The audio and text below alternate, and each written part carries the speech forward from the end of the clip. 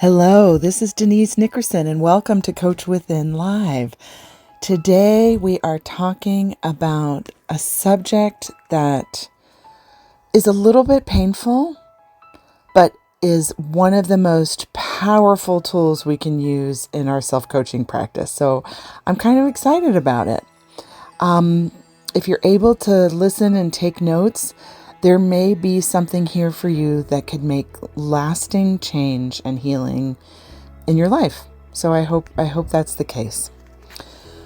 And the reason that I think that is because Michelle Giuliano and I, in our coaching practice, we've been working together almost 10 years.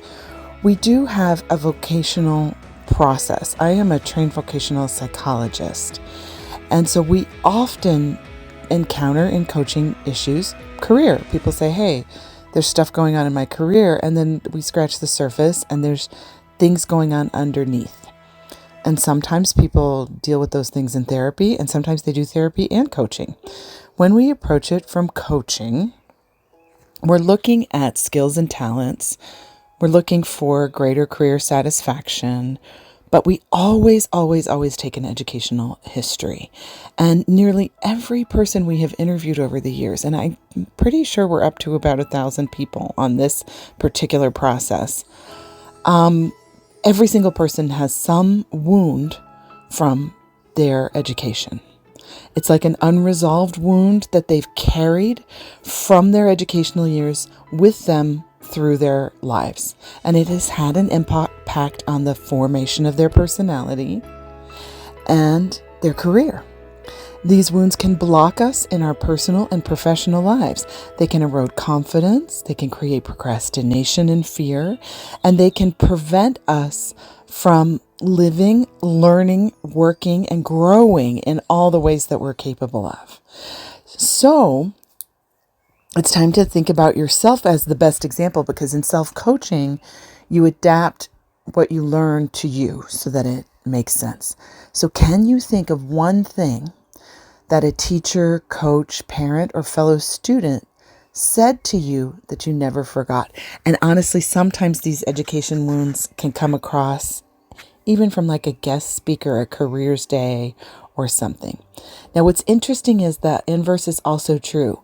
Sometimes you go through your 12 years of classic schooling and one teacher, coach, parent, or fellow student said something good, and that good compliment, that feeling of being seen, that comment, just kind of the person brings it in and it gets ingrained and it leads them to really great accomplishments. So it works both ways, but today we're talking about the wounds. And the wounds that can come from one comment, but they can also come from patterns and bigger issues and systemic problems in the school system. So let's just think about the school system. Most of us, and when I say us, I mean kind of the integrity community. If you're listening to this talk, if you know Michelle Giuliano and you know me, I'm Denise Nickerson, then you probably went through a pretty classic traditional education system. Now, the people in our communities are from about 80 different countries, so everything varies from country to country, and beliefs about school and culture in your family and those things also have an impact on how much you let your schooling affect you or how much you invested yourself. But by and large, we are working with adults who wanted to be good students, who were engaged in school, who had decent schooling, if not, the greatest available to them, and had additional resources available to them for learning outside of school, meaning anything from a bookshelf at home to the chance to go to the library to the chance to do learning outside of school. If you didn't have all of those things, that's already a wound. You didn't have access to like the basics. But the traditional schooling that has kind of existed through the late 20th, early 21st century is still based on old programs and old structures that were based on agriculture. Why do lots of kids have the summer off? Well, because there was a lot of work to do on the farm. There was preparation for harvest. There were things like that going on.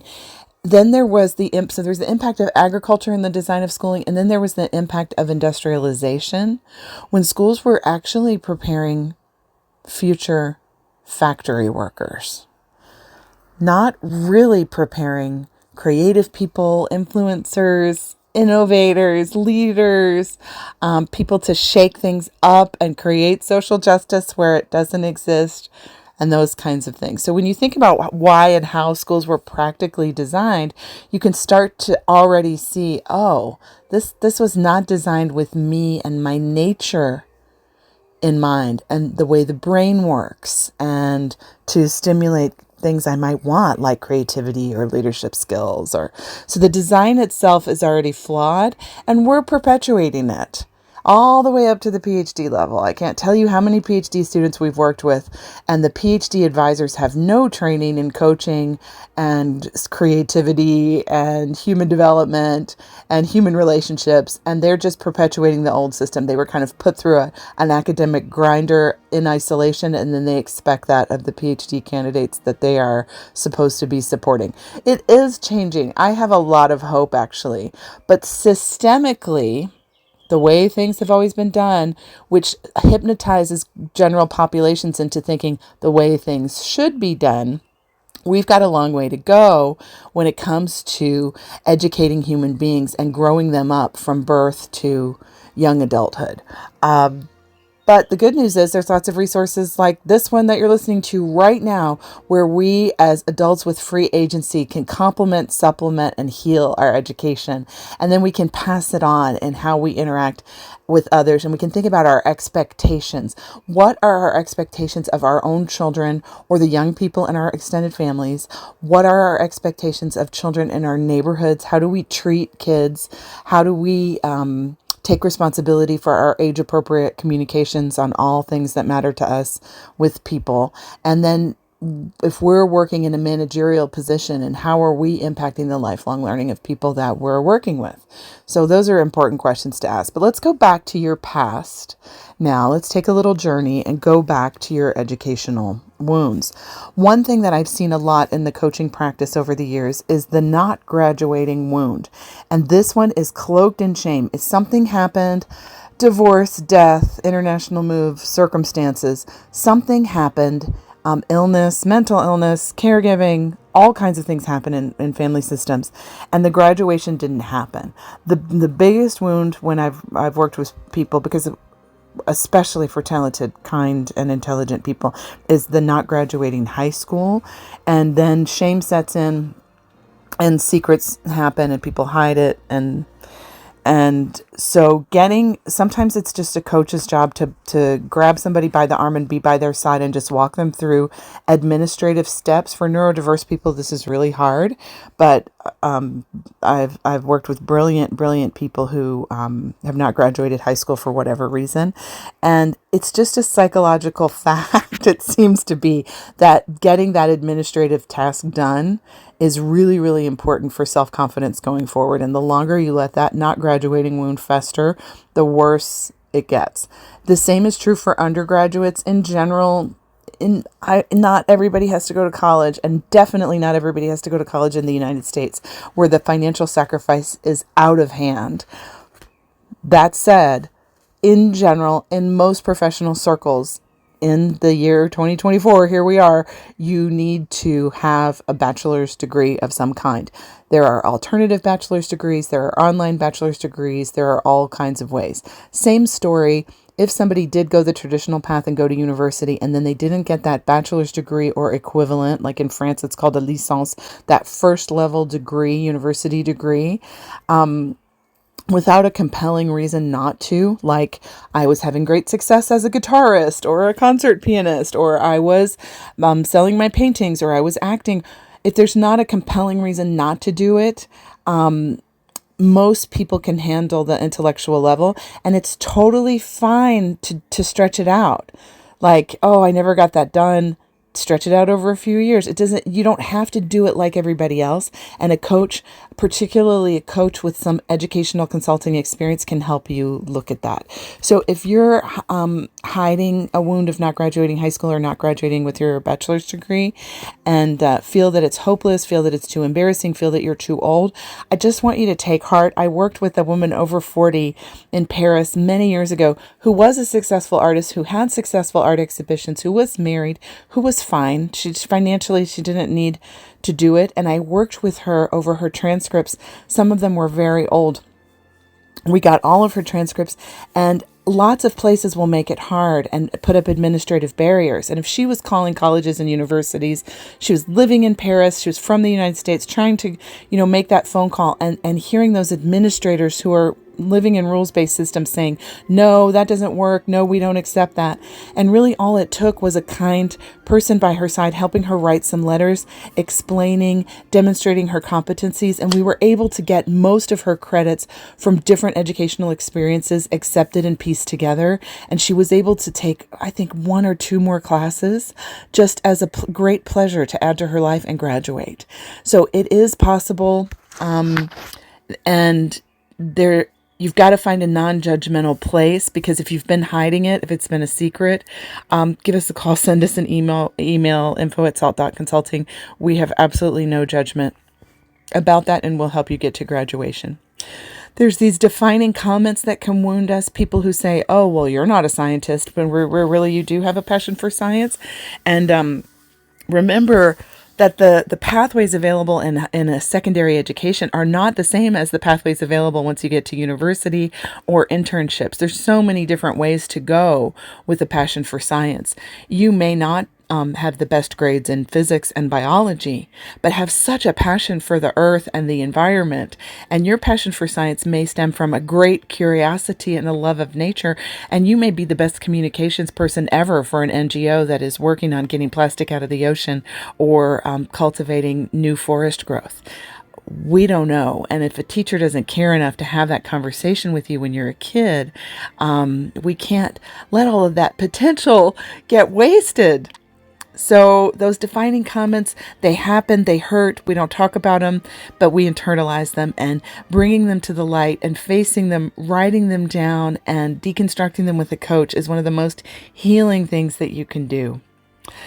Coaches, parents, teachers, they really don't realize the power of their position. I also have a lot of compassion for them. I have been a classroom teacher in a public school, and I know, and I'm a parent, I know how exasperating life can be, how teachers and coaches are often put in tough situations with lack of resources.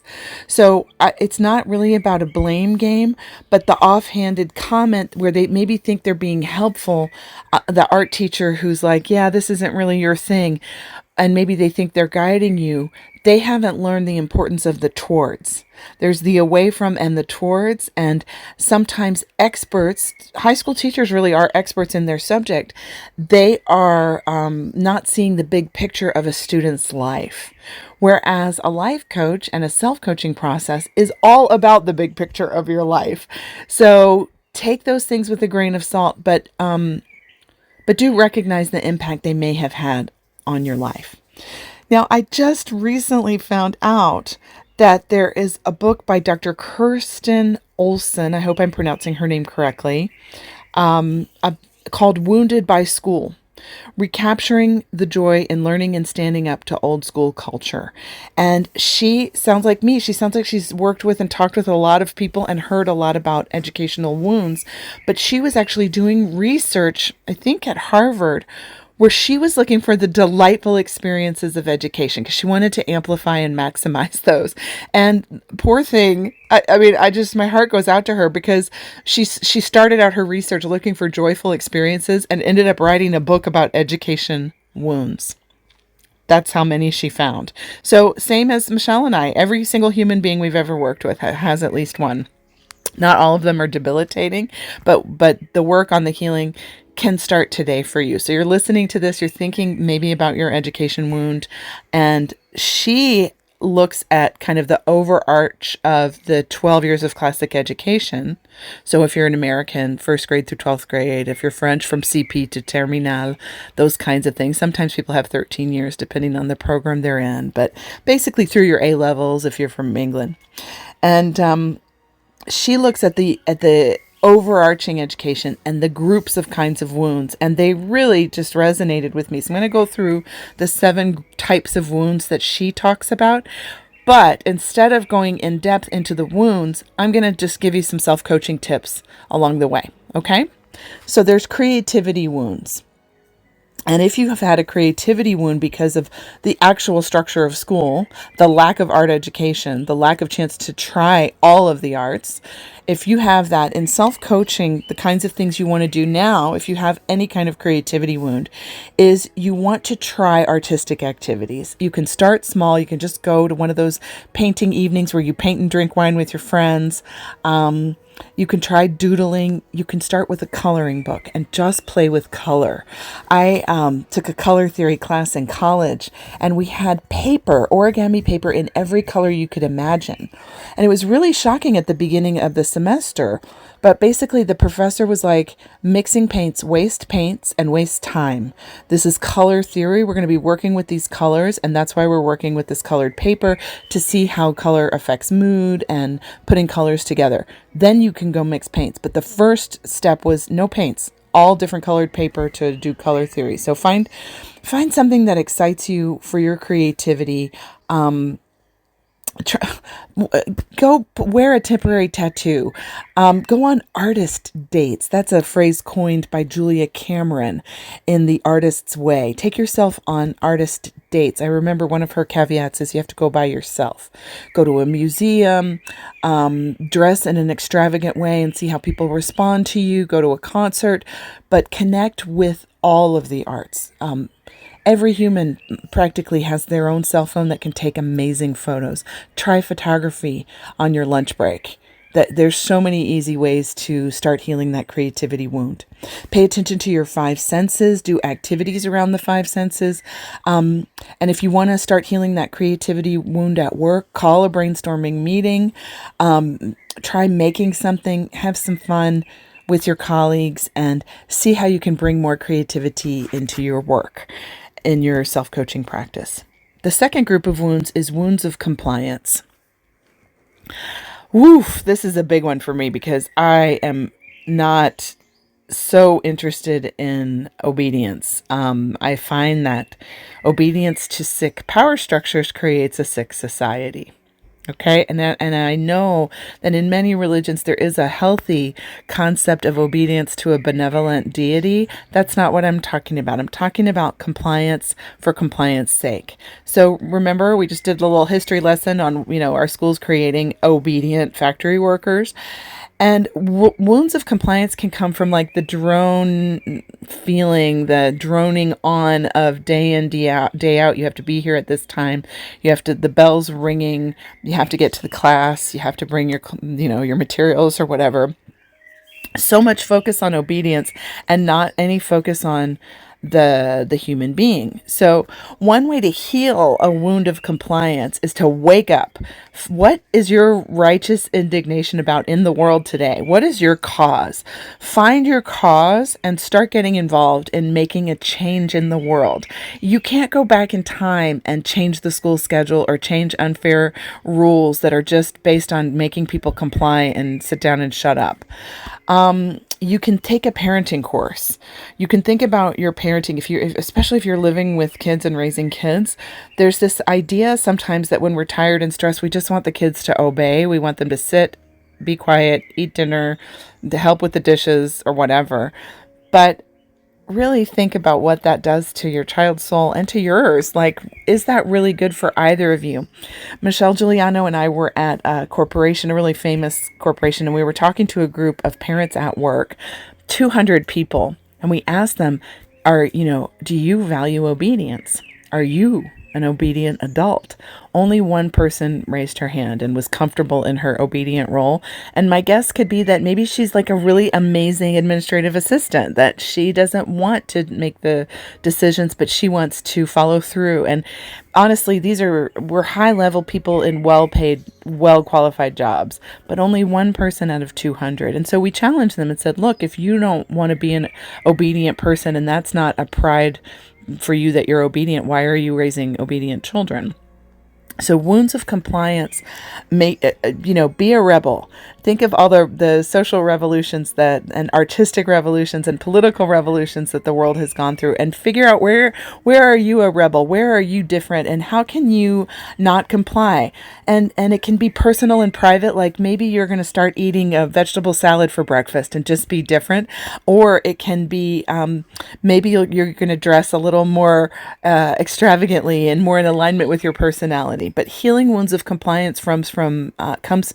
The way you can do that is to shake things up a little bit. Is there a march you can join? Is there a movement? Is there a petition you can sign? Is there something you want to campaign about in social media?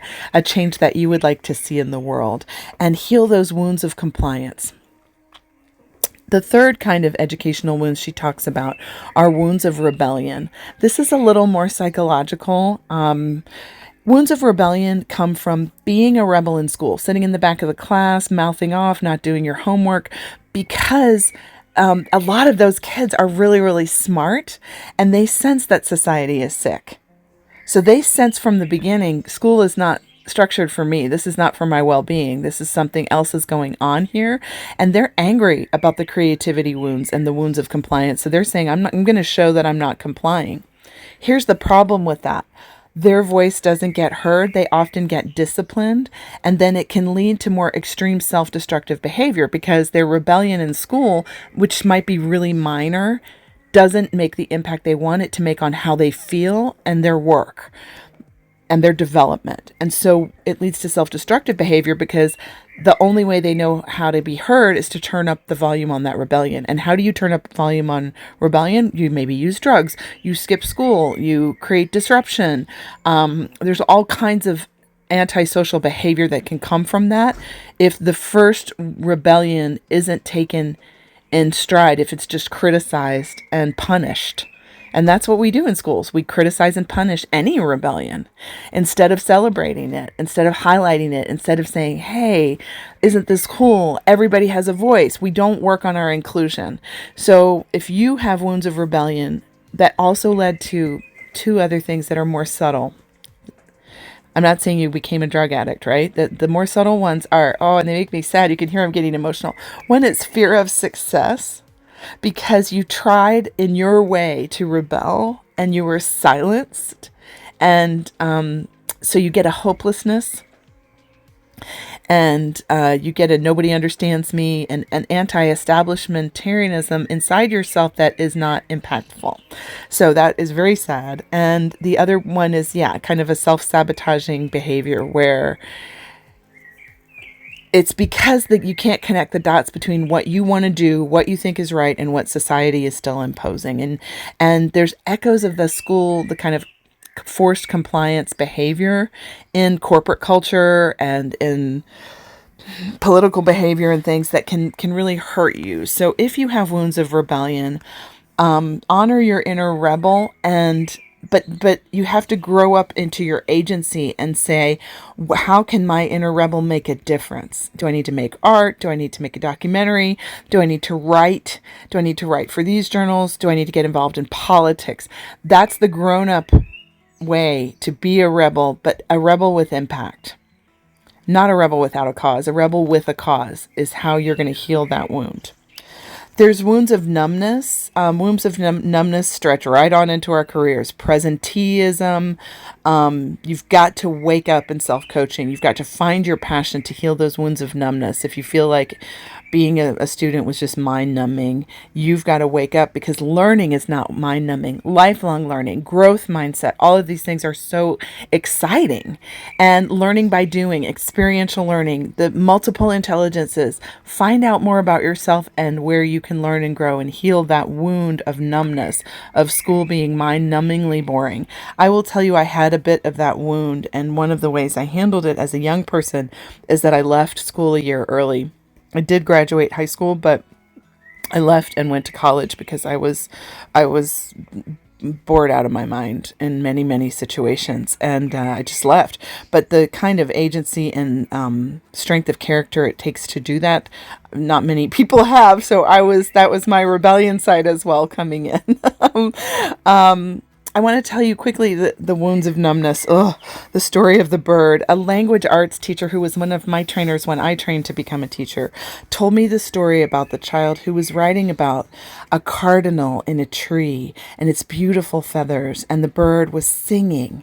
I come from Georgia in the south of the United States, and we have these cardinals. These birds are bright red.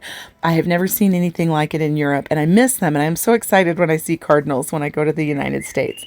And this little boy was writing about his cardinal. He's telling a story, and the teacher corrected the grammar and the spelling, but used a red pen. So it's kind of, the image is so strong in me, like a red warning, the red cardinal and the red pen.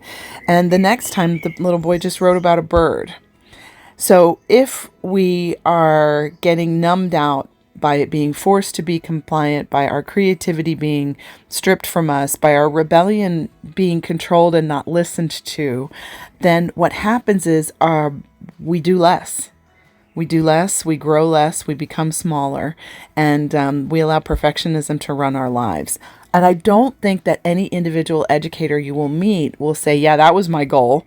But it's just it's kind of, it's a systemic problem. But there's always those delightful teachers. And so many teachers I know, they just want to light it up. They want to light up your brain and heart. They want to light you up in the world and set you off on your path. So I don't think that this is a personal thing. I think this is a systemic thing. But those 4 kinds of wounds, I've definitely seen it, experienced it myself, and I'm sure you have too. I'm going to repeat the first 4: creativity, compliance, rebellion, and numbness. Those are from the restrictions placed on us in school. Then there's another group of wounds that she talks about that come from being ranked and sorted. Now, there's all kinds of theories about this, and there's lots of people that say, if you take away grades, nothing means anything. How do people measure? How do they know if they're being successful? And that is not our debate for today. The truth is, we're ranked and sorted. We were in traditional systems. Most people still are being ranked and sorted. And we need to look at, is that hurting us? Does it wound everybody? No. Did it wound you? Maybe not. But maybe it did. And the 3 kinds of wounds that come from being ranked and sorted are wounds of underestimation. Kids who take a test, they don't perform well, they get put in quote unquote normal classes. Wounds of perfectionism, that comes from you've been identified as gifted, and then those kids are put in more complex classes and maybe feel more pressure, and they feel the need to perform at a certain level and be analyzed and ranked at a certain level because they've been identified as gifted, talented, intelligent, those kinds of things. And then there's the wounds of the average. This comes from neglect in school systems where we're like, oh, we got to pay so much attention to these problem children, these difficult children, or special needs, or we need to have disciplinary. And there's lots of energy focused conversation around those kids. And then, oh, these are our gifted and talented, and here's our special gifted sports team and our gifted this, that, and the other. And these are the awards. And then what happens is the kids who don't fall into either group, they get ranked and sorted as average. Nobody's paying attention to how special that they are. And most people are average. Most people are going to test in the middle. And that's actually the general population that should be served by educators. And how can we make those people feel great, feel empowered? And so this sorting just purely based on some arbitrary tests doesn't take into consideration culture, socioeconomic level. It doesn't take into consideration kind of the experiences kids are having outside of school. There's so much fascinating research too on like the disadvantages that happen if kids are being raised by a single mother who works. So during the summer, a young child might not be having contact with the mother. The mother's at work. Their vocabulary is going to be lower. They're going to test lower on vocabulary. And we may not find out until years later that that actual child who took some test at age 8 actually had potential for a very high vocabulary. They just weren't getting the nurturing that they need. So you can understand very easily what that means, being ranked and sorted. And you know your life, and you know how you were ranked and sorted and identified, and how that gets repeated again and again throughout the schooling years. And then it gets picked up by extended family. Like, oh, this is Mario. He's so gifted. He tested so high on this test. And then the other cousin, nobody says anything. Like, we don't know his test results. Maybe he was fine. Maybe he was average. Maybe he had a bad headache the day they took the test. We don't know and we'll never know. So there's real wounds that people carry around with them in life, with their identity, that come from being ranked and sorted. And in the integrity system, it's kind of divided into 12 parts, and the first 6 parts are looking within and valuing what's within and undoing some of that old programming, and then empowering us to use our own genius and our own greatness to step out into the world. Educational wounds, they're real. You've probably figured out what yours is, and you can use self-coaching to heal them. But not only to heal them, to be one of those people that says, you know what, this educational system, this education I had, it was what it was, and I'm going to not let that define me and limit me. I'm going to build on that. I'm going to go into the world at whatever age and stage. I don't care if you're 65 years old. You can heal your education wound, and you can start today making an impact in the world, making an impact in your life, feeling better. You have every right to feel good about yourself and to honor your own intelligence and to use it to help yourself, your loved ones, and the world. You have every right to do that. If you're interested in exploring vocational psychology and looking to the past so you can have a better future, definitely get in touch with us. We do have a vocational psychology coaching process that's quite specific, that involves an easy assessment and then 3 or 4 coaching appointments just focused on this. I hope that as you've heard me talk about these different education wounds, that you've realized that they're real, but that you can heal them quite easily. And self-coaching does heal them, because self-coaching reminds us that we're adults, we have agency, and we are free to learn. We can learn new things, we can do hard things, and we are not living in the past or living by a comment made by an uninformed coach, parent, or teacher. We are living in the now by our own rules, with our own agenda, by our own values, and in a way that we feel is in alignment with our ability to work, learn, contribute, and have some joy in life. I hope that was helpful and useful. And we'd love to hear from you about your education wounds and what you've done to heal them. Self-coaching is a way to change that voice, transform that voice. We're not all the natural people who, when somebody says you can't do it, we're like, yes, I can, watch me. I would say in my experience, maybe 10 to 12% of people have that natural instinct from childhood on. It's a very empowering way to be, but not everybody reacts that way, and that's okay. Wounds deserve the chance to heal. They will never heal if they're just festering and you're ruminating on them. So we're going to clean it up. You're going to clean it up. And we're going to do better as adults and leaders in society to make schools more flexible, designed more for learning and growing young minds, and we can contribute to that in so many different ways. So find the way to identify your education wound, to heal it, to start to transform the negative impact it may have had on your life through self-coaching and coaching. And then how are we going to make the world a better place so that education is lighting people up and nurturing and serving them and not wounding them? That's really the ultimate goal, to make that change, to grow awareness around this topic so that we don't have to make going through school such a wounding process. Maybe a little more mindfulness, a little more time for creativity, a little more flexibility. All of those things can make these wounds less dramatic. Everybody's going to have one. Nobody's going to have a perfect education, but we can learn how to heal faster and overcome these kinds of educational wounds. And we can give that gift to young people going through education right now. Have a great day, and see you again soon.